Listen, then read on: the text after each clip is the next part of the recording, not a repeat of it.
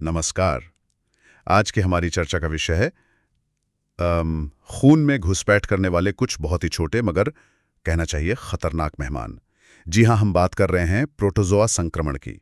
हमारे सामने एक मेडिकल दस्तावेज का सार है जो खास तौर पर आप कह सकते हैं दो ऐसे संक्रमणों पर रोशनी डालता है जो हमारे रक्त को, हमारे खून को प्रभावित करते हैं। एक है मलेरिया और दूसरा है बेबिसियोसिस। तो आज का हमारा मकसद है इस जानकारी को थोड़ा खोलना, समझना कि ये बीमारियां आखिर होती कैसे हैं, इनके पीछे कौन से जीव हैं और हाँ, इन्हें पहचाना कैसे जाता है, इनके लक्षण क्या हैं और इनसे निपटने के तरीके मतलब इलाज क्या हैं। सोचिए ज़रा, हमारा खून जो ज़िंदगी की निशानी है, उसमें ये अनदेखे जीव कैसे अपना घर बना लेते हैं। चलिए पता लगाते हैं। तो शुरुआत करते हैं सबसे जाने पहचाने नाम से, मलेरिया। इसका कारण है प्लाज्मोडियम नाम का प्रोटोजोआ। ये नाम तो शायद सबने सुना ही होगा, लेकिन ये दस्तावेज इसकी कई अलग अलग परतें खोलता है। बिल्कुल, प्लाज्मोडियम असल में एक प्रोटोजोआ परजीवी है और इसे फैलाते हैं एनोफिलीज मच्छर। जब कोई संक्रमित मच्छर काटता है ना, तो ये परजीवी हमारे खून में आ जाते हैं। इसके जो आम लक्षण है, उसमें खास पैटर्न वाला बुखार होता है। अच्छा। वो बार बार आता जाता रहता है। अच्छा, एक पैटर्न में। हाँ बिल्कुल, और साथ में सिर दर्द, खून की कमी जिसे हम एनीमिया कहते हैं, और तिल्ली का बढ़ जाना, स्प्लीनोमेगैली भी हो सकता है। दस्तावेज ये भी बताता है कि जो गंभीर मामले होते हैं उनमें ब्लड शुगर खतरनाक रूप से कम हो सकता है, हाइपोग्लाइसीमिया जिसे कहते हैं। और दस्तावेज में ये भी बताया है कि प्लाज्मोडियम के भी कई प्रकार हैं। जैसे जैसे कोई टीम हो जिसके अलग अलग खिलाड़ी हों। एक का जिक्र है पी मलेरिया। इसमें क्या खास बात है? हाँ, पी मलेरिया का अपना एक अलग ही रिथम है। इसमें हर 72 घंटे में बुखार का एक चक्र आता है। इसे क्वार्टन पैटर्न कहते हैं और इसे पहचानने के लिए खून की जांच, ब्लड स्मेयर बहुत जरूरी है।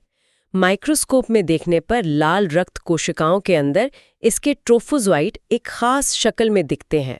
दस्तावेज में लिखा है हेडफोन जैसा आकार। हेडफोन जैसा? हाँ। ये तो याद रखने में आसान है। हाँ, स्रोत की छवि ए में ये दिखाया भी गया है। दिलचस्प। अच्छा, और फिर है पी विवैक्स और पी ओवेल। इनका बुखार का चक्र 48 घंटे का बताया गया है, टर्शन पैटर्न। जी हाँ, इनका चक्र 48 घंटे का होता है। लेकिन इनकी एक और बहुत बहुत महत्वपूर्ण चाल है।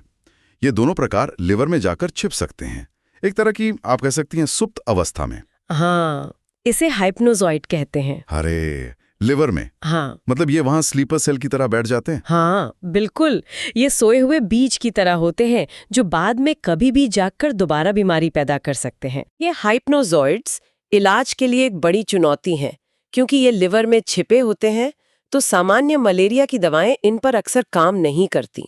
इसलिए जैसा कि दस्तावेज बताता है, इलाज में एक खास दवा प्राइमाक्वीन जोड़नी पड़ती है ताकि इन सोई हुए परजीवियों को खत्म किया जा सके और बीमारी आप कहें तो जड़ से मिटे। लेकिन इस प्राइमाक्वीन के साथ एक चेतावनी भी जुड़ी हुई है दस्तावेज में, G6PD की जांच। ये क्या चीज है? हाँ, ये एक बहुत अहम बात है। देखिए, G6PD एक एंजाइम है जो हमारे लाल रक्त कोशिकाओं मतलब आरबीसीज को तनाव से बचाता है। कुछ लोगों में ये एंजाइम जेनेटिकली कम होता है और प्राइमाक्वीन जैसी कुछ दवाएं इन कोशिकाओं पर अतिरिक्त दबाव डाल सकती हैं। तो अगर किसी में G6PD की कमी है और उसे प्राइमाक्वीन दी जाए, तो उनकी लाल रक्त कोशिकाएं तेजी से टूटने लग सकती हैं। हेमोलिसिस कहते हैं इसे। इससे गंभीर एनीमिया हो सकता है। इसीलिए प्राइमाक्वीन देने से पहले ये जांच जरूरी है। समझ गया। तो विवैक्स और ओविल छिपकर दोबारा हमला कर सकते हैं और इलाज में सावधानी भी बरतनी पड़ती है। अच्छा, अब आते हैं उस प्रकार पर जिसे सबसे खतरनाक माना जाता है, पी फाल्सीपरम। इसके बारे में दस्तावेज क्या खास बताता है? यह मामला शायद और गंभीर हो जाता है। हाँ, पी फाल्सीपैरम ये वाकई सबसे गंभीर किस्म का मलेरिया करता है। इसमें बुखार का पैटर्न अक्सर अनियमित सा होता है, कोई तय चक्र नहीं होता। लेकिन इसकी सबसे खतरनाक बात है इसकी एक खास क्षमता। इस परजीवी से संक्रमित जो लाल रक्त कोशिकाएं होती हैं ना, वो चिपचिपी हो जाती हैं और फिर वो छोटी छोटी खून की नलियों, कैपिलरीज की दीवारों से चिपकने लगती हैं। चिपचिपी होकर चिपक जाती हैं, इसका मतलब? ये खून के बहाव में रुकावट पैदा कर सकती हैं, खासकर दिमाग जैसी नाजुक जगहों पर। बिल्कुल, यही इसकी सबसे बड़ी कॉम्प्लिकेशन है, जिसे सीक्वेस्ट्रेशन कहते हैं। ये चिपचिपी कोशिकाएं दिमाग में, जिसे सेरेब्रल मलेरिया कहते हैं, गुर्दों में, फेफड़ों में और दूसरे अंगों की बारीक नलियों में जमा हो जाती हैं। और खून का प्रवाह रोक सकती हैं। इससे उन अंगों को बहुत गंभीर नुकसान पहुंच सकता है और ये जानलेवा भी हो सकता है। बाप रे, ये तो वाकई परजीवी की बहुत खतरनाक चाल है। तो फिर इसे पहचानते कैसे हैं? ब्लड स्मेयर में क्या अलग दिखता है इसमें? ब्लड स्मेयर में इसके ट्रोफोजॉइड रिंग तो दिखते ही हैं, लेकिन एक और खास पहचान है जो दस्तावेज बताता है, इसके गैमेटोसाइट्स, यानी वो रूप जो मच्छर को संक्रमित करके आगे बीमारी फैलाते हैं। उनकी शक्ल बिल्कुल अलग होती है, अर्धचंद्राकार या केले जैसी। स्रोत की छवि सी में ये साफ दिख रहा है। केले जैसी? अच्छा। हाँ, ये सिर्फ दिखने में अलग नहीं है, ये परजीवी के फैलने की रणनीति का बहुत अहम हिस्सा है। और इसका इलाज? दस्तावेज में कई दवाओं का जिक्र है। क्या ये इसलिए कि ये ज्यादा खतरनाक है या कोई और वजह है? हाँ, ये ज्यादा खतरनाक तो है ही, और दूसरी वजह ये भी है कि दुनिया के कई हिस्सों में पी फाल्सिपेरम ने आम दवा क्लोरोक्वीन के खिलाफ प्रतिरोधक क्षमता यानी रेजिस्टेंस विकसित कर ली है। तो इलाज इस पर निर्भर करता है कि संक्रमण क्लोरोक्वीन सेंसिटिव है या रेजिस्टेंट। अगर सेंसिटिव है तो क्लोरोक्वीन दी जा सकती है, लेकिन अगर रेजिस्टेंट है, जो आजकल ज्यादा कॉमन है, तो फिर दूसरी दवाएं इस्तेमाल होती हैं, जैसे मेफ्लोक्वीन या फिर एटोवैक्वोन और प्रोग्वानिल का कॉम्बिनेशन। ये मतलब इंट्रावेनस आर्टिसोनेट नाम की दवा दी जाती है। ये बहुत तेजी से काम करती है। और यहाँ भी G6PD जांच का महत्व बना रहता है, क्योंकि कुछ दवाएं उस स्थिति में समस्या पैदा कर सकती हैं। ठीक है, तो ये मलेरिया की कहानी हुई। अलग अलग खिलाड़ी, उनकी अपनी अपनी चालें, कुछ छिपने वाले, कुछ सीधे हमला करने वाले, कुछ ज्यादा खतरनाक। लेकिन दस्तावेज में एक और खून के परजीवी का जिक्र है, बबेसिया, जिससे बैबिसियोसिस नाम की बीमारी होती है। ये नाम शायद मलेरिया जितना आम नहीं सुना मैंने। हाँ, ये उतना कॉमन नहीं है, लेकिन महत्वपूर्ण है। बबेसिया भी एक प्रोटोजोआ है जो लाल रक्त कोशिकाओं पर ही हमला करता है, मलेरिया की तरह। लेकिन इसका वाहक अलग है, मच्छर नहीं, बल्कि एक खास किस्म की टिक, एक्सोडीस टिक। टिक? अच्छा, वही छोटा सा जीव जो जानवरों या कभी-कभी इंसानों से चिपक जाता है? और ये वही टिक है जिसके बारे में हम लाइम रोग के संबंध में सुनते हैं। बिल्कुल सही, ये वही एक्सोडिस टिक है जो लाइम रोग फैलाने वाले बैक्टीरिया बोरेलिया बर्गडॉर्फेरी का भी वाहक है। और सिर्फ इतना ही नहीं, ये एक और संक्रमण एनाप्लाज्मा प्रजाति का वो भी फैला सकता है। अरे वाह! मतलब एक ही टिक के काटने से 3 अलग तरह के संक्रमण का खतरा। ये तो निदान को कितना मुश्किल बना देता होगा। डॉक्टर कैसे पता लगाएंगे कि ये बुखार और थकान सिर्फ लाइम रोग से है या साथ में बेबिसियोसिस भी है? ये एक बहुत बड़ी चुनौती है, सही कहा आपने, खासकर उन इलाकों में जहां ये टिक आम है।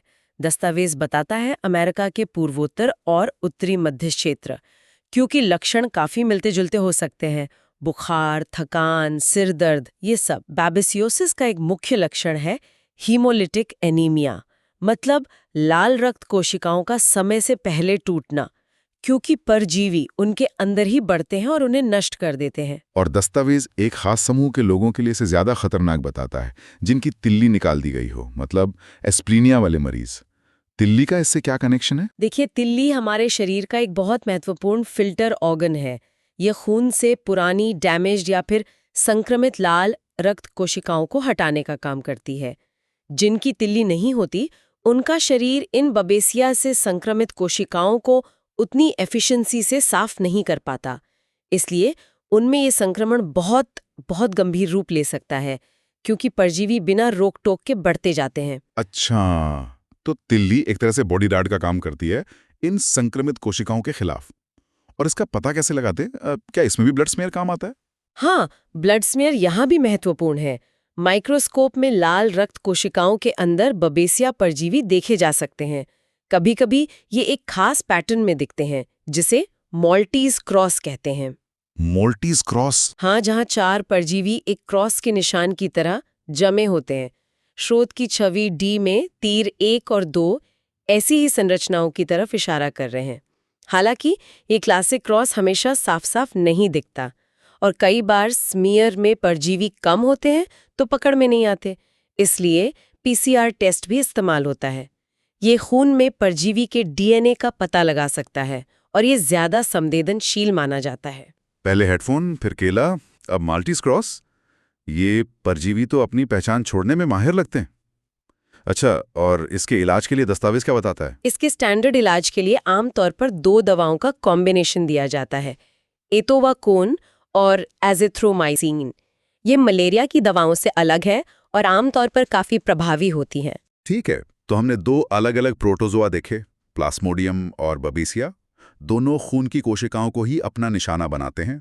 दोनों बुखार और एनीमिया जैसे लक्षण पैदा करते हैं। लेकिन इनके आने के रास्ते बिल्कुल अलग हैं। एक मच्छर के जरिए आता है तो दूसरा टिक के जरिए। इनकी लड़ने की रणनीतियां भी अलग हैं। कोई लिवर में छिप जाता है, कोई खून की नलियों में जाम लगाता है। और इन्हें पहचानने के तरीके भी अलग-अलग हैं। कहीं हेडफोन रिंग, कहीं केले जैसी शक्लें, तो कहीं माल्टीज क्रॉस।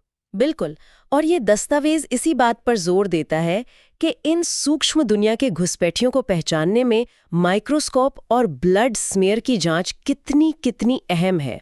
वो जो छवियां हैं ABCD, वो सिर्फ तस्वीरें नहीं हैं, वो एक तरह से जासूसी सुराग हैं।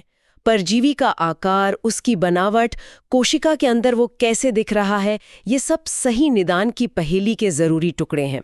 और सही निदान ही सही इलाज की बुनियाद है ना? सही बात है। जैसे हमने देखा, विवैक्सोवेल के लिए प्राइमोक्विन जरूरी है, वरना बीमारी लौट सकती है। फाल्सिपेरम की गंभीरता को देखते हुए फौरन सही इलाज शुरू करना जान बचा सकता है। और बैबिसियोसिस में ये जानना कि कहीं साथ में लाइम रोग भी तो नहीं, इलाज की पूरी योजना को बदल सकता है। ये सचमुच दिखाता है कि चिकित्सा विज्ञान में कितनी बारीकी से देखने और समझने की जरूरत होती है। एक छोटी सी दिखने वाली चीज का मतलब कितना बड़ा हो सकता है। तो आज हमने इस मेडिकल स्रोत के जरिए खून में पलने वाले इन 2 प्रोटोजोआ, मलेरिया और बैबिसियोसिस की जटिल और दिलचस्प दुनिया की एक झलक देखी। कैसे ये सूक्ष्म जीव अलग अलग तरीकों से हमारे शरीर पर हमला करते हैं और कैसे विज्ञान उन्हें पहचानता है। हाँ, और ये हमें याद दिलाता है कि ये नन्हे जीव हमारे स्वास्थ्य पर कितना गहरा असर डाल सकते हैं। साथ ही ये सटीक निदान के महत्व को भी दिखाता है, चाहे वो ब्लड स्मीयर में किसी खास आकृति को पहचानना हो या PCR जैसे आधुनिक टेस्ट हो। सही पहचान के बिना सही इलाज मुमकिन नहीं। हर संक्रमण की अपनी कहानी है, अपनी चुनौती है, और उसे समझने के लिए सही जानकारी और सही नजरिए की जरूरत है। बिल्कुल। और जाते जाते हमारे श्रोताओं के लिए एक सोचने वाली बात छोड़ जाते हैं। जैसे ये परजीवी जीवित रहने और फलने फूलने के लिए हमारे शरीर के अंदर खास ठिकाने चुनते हैं, खून की कोशिकाएं, लिवर, और वहां रहकर हमारे पूरे सिस्टम को प्रभावित करते हैं। क्या हमारी अपनी जिंदगी में भी ऐसे अनदेखे कोने या आदतें या शायद सोच के कुछ ऐसे पैटर्न होते हैं जो अनजाने में हमारी सेहत, हमारी ऊर्जा या हमारी तरक्की पर उसी तरह असर डाल रहे हों जैसे ये सूक्ष्म जीव डालते हैं? सोचने लायक बात है ना।